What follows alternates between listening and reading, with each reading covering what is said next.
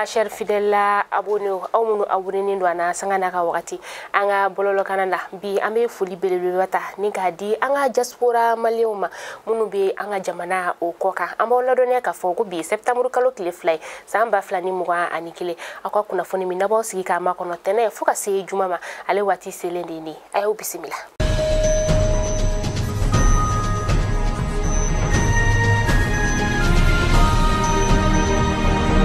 Kuna fundamnela bi anga CMDT chakela fla ulu koni jasura kunu septembre kalo kile folo samba flani muwa anikile akera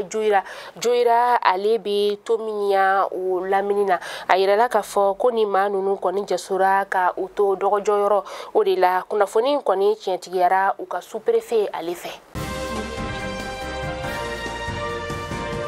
kunu sogoma kulukorokaw feno uka chedon ulu koni dusu kasira kosobe ubora odila ka sira mina lebta kulukoro dugu o konnala ninga sira ka ale tike mogoteta mogotena kasobe ke kuni sira ale cheneno abe sankelembo ame wakati mina ina fobi kanga jamana marabagaw ulu konte ka kala do nyina ninga benuka sira ale glanie anga ba police la kaw kon bora ninga seka laje kaseka ni manunu ko gani waliya ninga ale cheka bunjuga mina ngauna tabe ukon sira ka ukunda uka komisaria ka nkata uka dusukasira ulufanana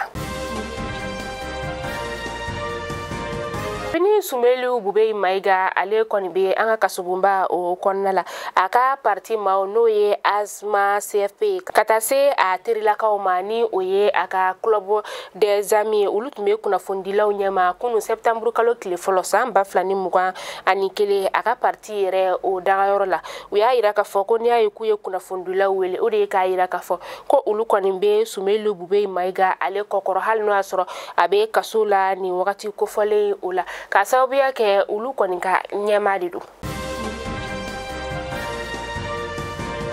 gazi aletika ye anga faba konnala gazi ferila ulu ya ira ka fokoni ya ye gazi kontika ye kasabu ye femi ode wakati la anga bolma fembulla kata se kaulakta ulu masa sira kontun tigaleno bara kuntika kufe ode kun gazi gele kani tuguni fana anga jamana marabago gazi chakela ufana ka nafulo be ulula uteka ufana sara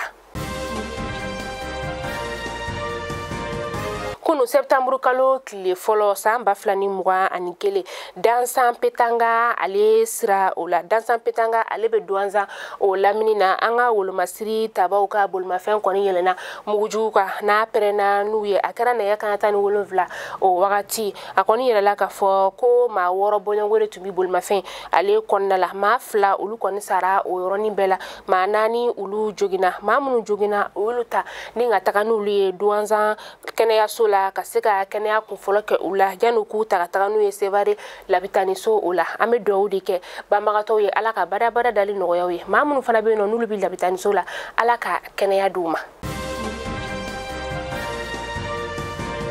ambita ko kanki barula ambita Senegal kaw ulu feno Senegali Senegal la ale pangurun kwani o esansoro nika ikunda ni ku kaw ka jamana o konna la akera kunu suro ka duguje bi alamusa o la pangurun yera wula u ka panguru jigi kenaba o la ni oye aéroport Blaise Diagne de Dakar o koronai ayira la ka fo konia e koni pangurun yere asera ka ni mugati ke kasoro amabara damne ka sabu kera coronavirus bana ale sabu ko keni ni bara were be kun kulumu karla kabini samba flantan ani shegi wakati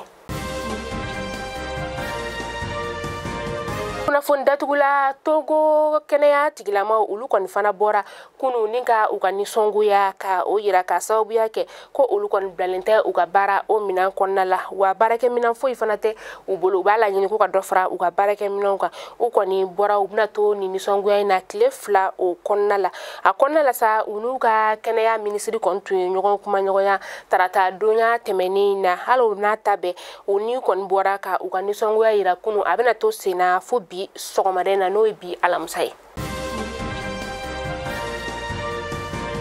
Mali kuna funi jabarani lajeba kuna funi dama mitumbi ambolo korobi ningada au kilengela bela jele nkuluka ore tunyeni nala manga joya jona amenyo sorono shini inshallah kuna funi kura ulu keneka au kambe je wati were